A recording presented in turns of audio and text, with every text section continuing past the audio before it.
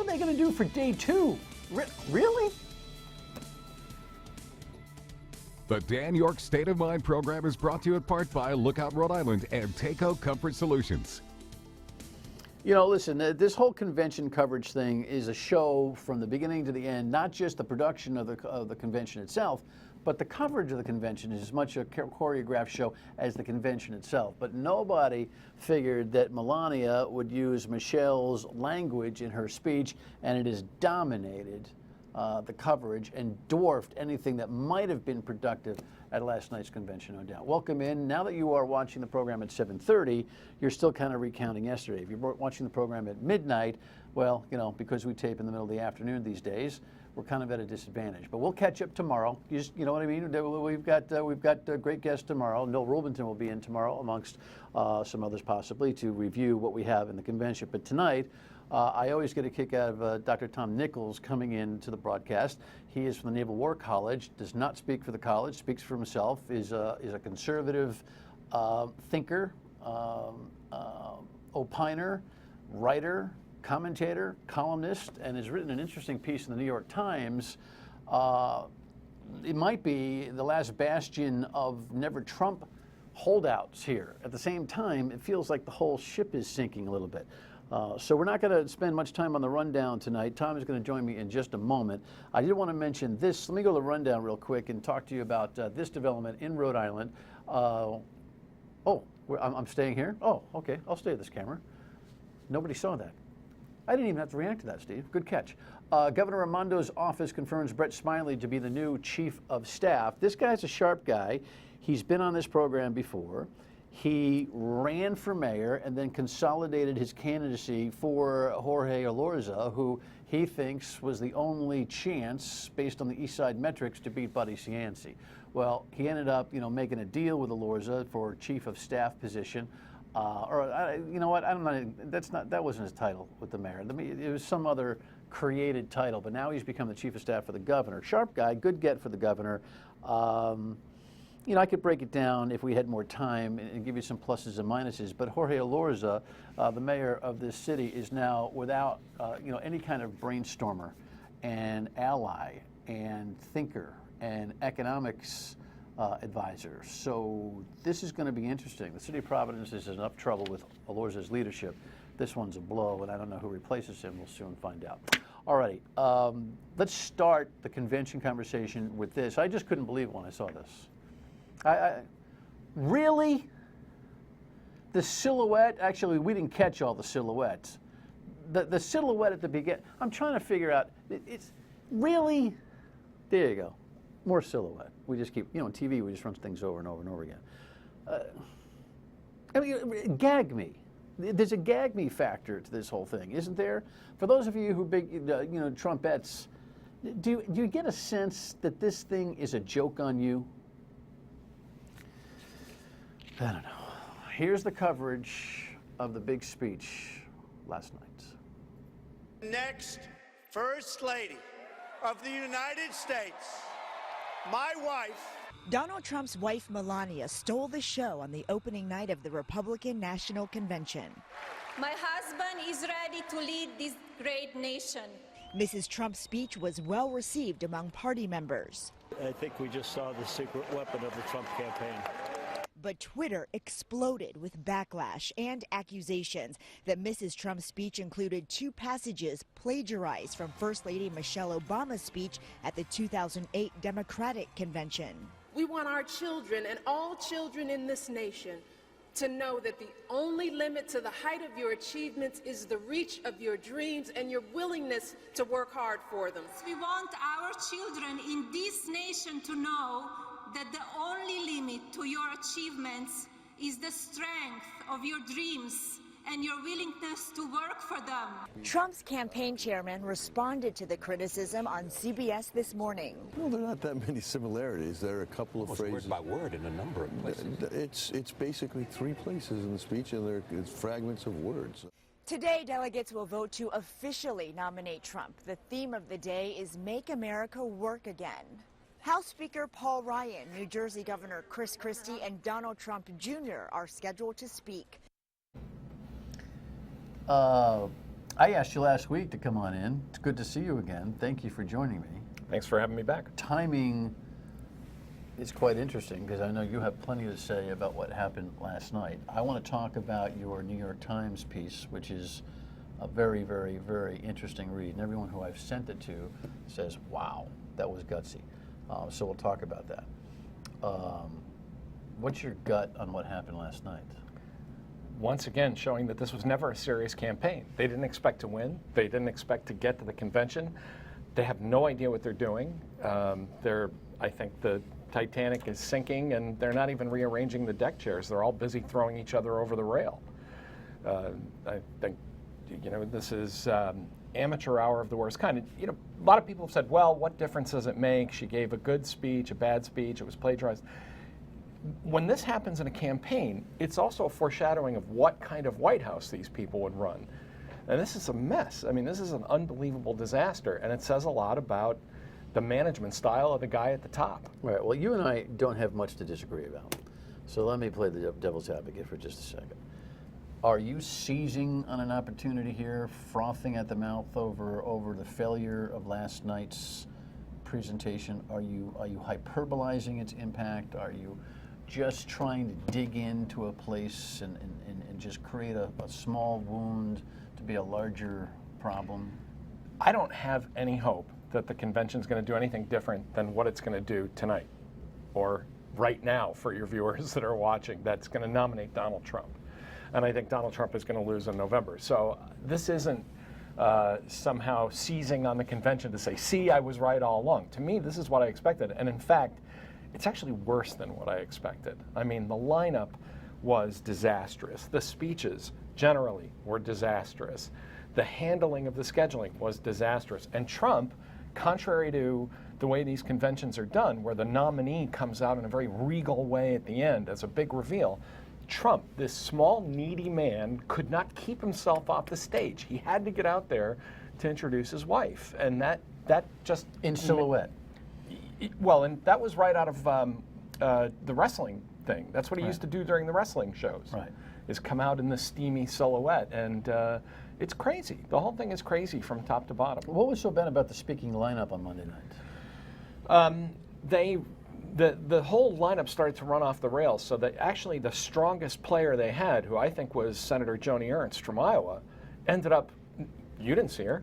Nobody saw her because she didn't go on until after Melania, after Mike Flynn, who a little bit off the rails, who gave a really long and very discursive and I would say widely panned speech, and then by the time he was gone, Joni Ernst, who is a Tea Party darling, a military veteran, really popular in the Republican Party, she doesn't come on until and she's still speaking at midnight when everybody else has tuned out, and the Melania plagiarism story is already starting to break. I mean, they stepped on their own convention all the way through from the beginning to the end, and that was after a bad afternoon where Colorado walks off the floor because of this whole roll call fiasco. I thought listen, the roll call thing, I know they try to preempt it. As far as I'm concerned, the media feeding the beast, calling it chaos. It wasn't chaos. I mean, I know that they're all choreographed now, but a little turbulence isn't going to hurt anybody. Overcoming it, fine. I mean, and listen, the folks are looking for a rules evaluation. You know what their end game was. They were looking for an opportunity to unbind the delegates, and to be able to walk away saying, hey, at least we tried to unbind the delegates. But it does step on Trump's message. Trump's whole message is, I'm not the establishment guy. I'm not in bed with the big shots in the Republican Party. I'm the voice of we the people. But now the rules are the rules are the rules are the rules. Exactly. And so now you have Reince Priebus and the Republican bosses stepping all over the anti-Trump forces, and it looks like what it is, which is Trump's capture of the Republican establishment. A couple of speeches. We don't have time to show them, but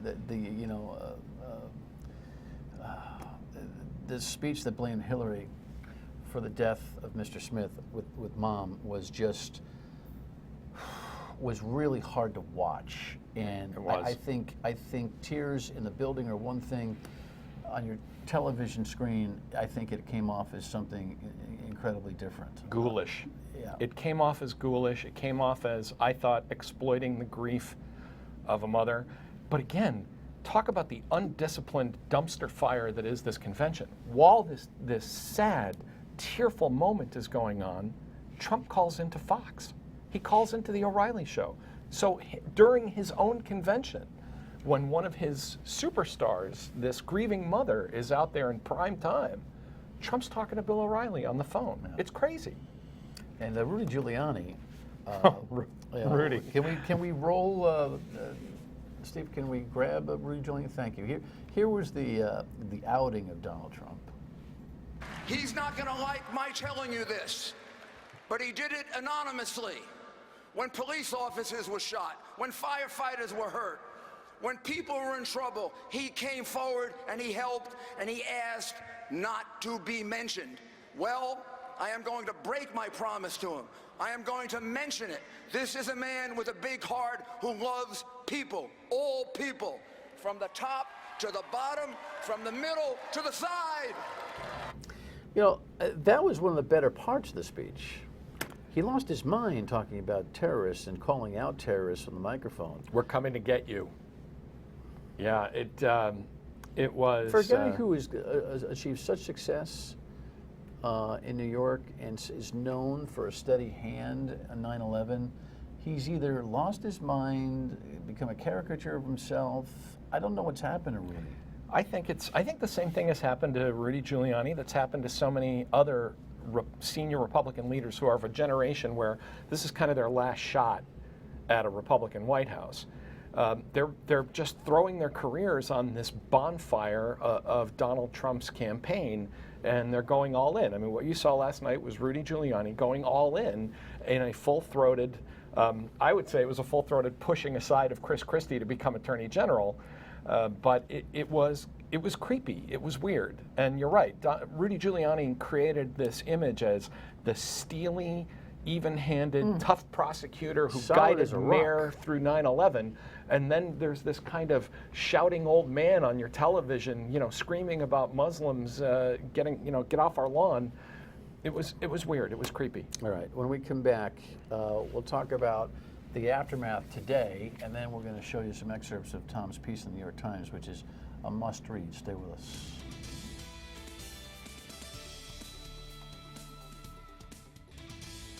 Hello, NAACP. It is so good to be here with all of you. Hillary Clinton was in Ohio. Donald Trump refused to go to the NAACP. I'm perplexed over that. You want to go into the lion's den to see if you can cull a couple of percentage points.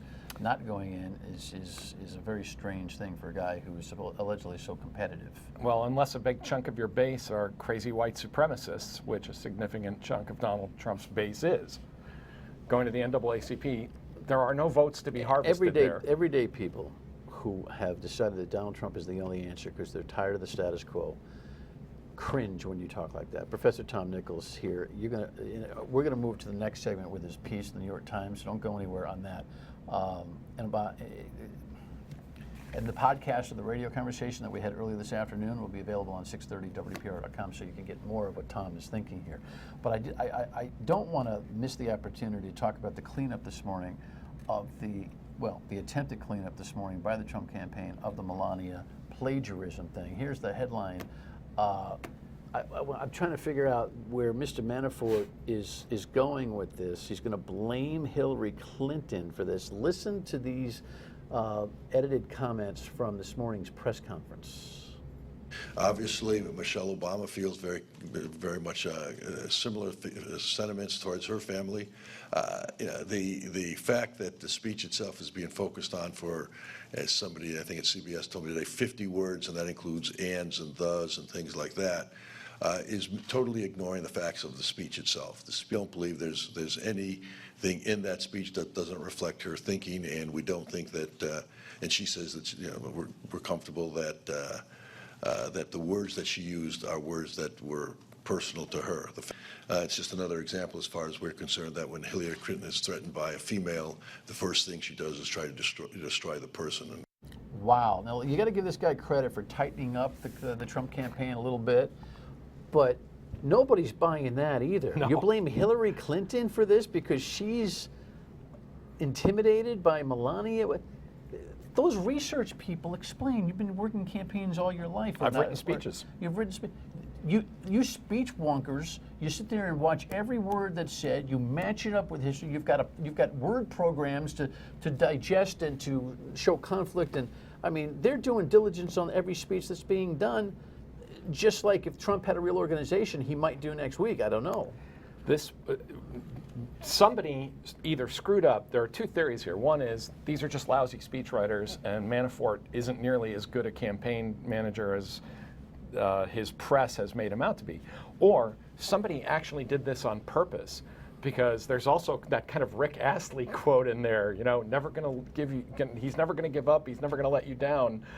There are like little jokes planted in that Melania speech that almost make you wonder if somebody who wrote it put these time bombs in there. But for Manafort to come out, he never denies plagiarism. He simply waves it away, says, well, it was a few words here and there. That is not, Chris Christie did the same thing, which this morning, and sold his soul. And it's completely sold. Sold what was left of his soul. Yeah, it's unbelievable. But no competent speechwriter would have let that out the door. Never. And if somebody's not fired, then that tells you. Well, reportedly, Trump's, sources say Trump's furious. Which is his natural state. Reportedly, Manafort has suggested that it was Melania's fault. Corey Lewandowski, the exited former manager of the campaign, has actually said that if Manafort approved this, he needs to resign. The whole thing is imploding on itself right now, right? It's there aren't enough knives for all the backstabbing going on right now within that campaign, which again tells you this was a collection of rogues and opportunists who were looking to latch on to Donald Trump wherever he was going, which now increasingly looks like nowhere. But when your predecessor calls for you to be fired, you probably weren't real good relations within that campaign to begin with. No. When we come back, the original basis of my invitation to the professor, this terrific piece on Never Trump. I'm sorry, hashtag, whatever. Stay with us.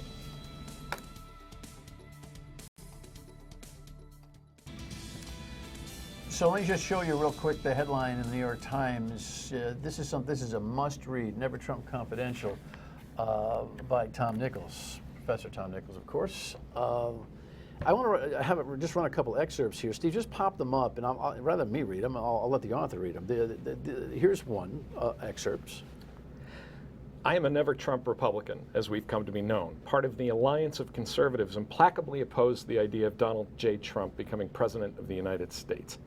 It's a position that has estranged me from plurality of my own party and put me at odds with friends, family, colleagues, and a political movement that increasingly has taken on the character of an angry cult. Embellish for a minute. You feel estranged? I do. I do. As I say in the piece, when I have talked about how Trump is just an unacceptable candidate, even people I've known for a long time, they kind of shake their heads and they wince a little bit, they kind of turn away, and they tell me, they give me the talking points. Well, he says it like it is. We need to shake things up.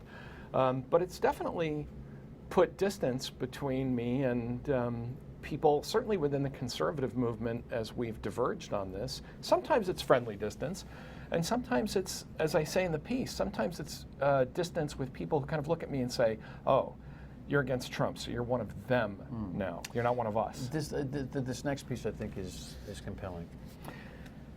I understand perfectly well how Trump is appealing to voters. He's promising to turn back time, to restore factories that were demolished years ago, and to deport the Hispanic arrivals who turned the local barbershop into a storefront church.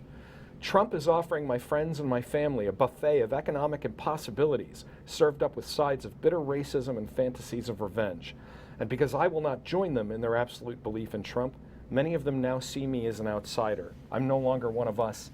I'm now one of them. You really paint a visual picture. This is any urban community, suburban turn urban community, and you don't have to identify the community, but Tom and I actually didn't know, we go way back. I know the community that he's speaking about, and I get that very vivid, poetic license you take up at the local barbershop turning into the storefront church. People are upset that their neighborhoods are changing. Yes. There is a demographic anxiety here, right, about the fact that the neighborhood doesn't look the way it did in 1965, and it's never going to look that way again. Next excerpt, I think, is key. Trump's victory, if unchallenged from the right, would force conservatives to replace their own principles with his rancid stew of racism and sexism, along with his slew of various crackpot theories on politics and economics. If he wins, conservatism could be dead for a generation, if not longer. The Republican Party or conservatism? Well, I chose my words very carefully because the Republican Party, to me, is important only insofar as it is, in fact, a conservative party that stands for certain principles. If Trump destroys the Republican Party, he will destroy conservatism along with it. And I know the Libertarians and the Constitution Party and other people say that they can pick up that flag, but I don't believe that's possible. And I think I'm much more worried about the future of the conservative movement than I am about the Republican Party. But those fates are inextricably bound to each other, All right, I think. We'll skip the rest of the excerpts, but in sum, this is a very gutsy piece. You have been kind of on a social media mission. You don't have any problem antagonizing anybody that disagrees with you. What is it, again, for everybody that you are most worried about here? I'm worried about the corrosive effect that electing an emotionally unstable huckster will have on the future of American democracy. This is bigger than liberalism or conservatism. It's bigger than whether Hillary Clinton gets to pick another Supreme Court justice. It's bigger than the fight against ISIS. If we are going to go down the path of this kind of mindless, ignorant populism, then we don't have a future as a republic. We don't have a future as a functioning democracy. And that's what really worries me. Now, what are you trying to protect? Our constitutional order, our constitutional traditions. With Donald Trump, and again, you said it at the top of the show, but this is a good time to remind people that I speak only for myself here, and I'm here on my own time. I don't think Donald Trump has any knowledge of or respect for the constitutional traditions of the United States. And unfortunately, his only opponent is a woman who clearly disregards the law whenever it's to her advantage. But I think that, to take P.J. O'Rourke's widely requoted phrase, she's awful within normal parameters. She is venal, she is petty, she is corrupt. Trump is all of those things, but unstable, and I would even say anti-democratic in a small d way. You think conservatism and maybe the Republican Party could survive 4 years of Hillary? You don't think it can survive a Trump It cannot presidency? survive 1 year of Trump. The GOP can do what it does well, despite what Trump and others have said. It can function well as an opposition party, and it will slow down and even stop a lot of things Hillary did. It cannot live if it's having to justify a President Trump. Come back soon. Appreciate it. Thank you. Professor Tom Nichols. Final word when we come back. Stay with us.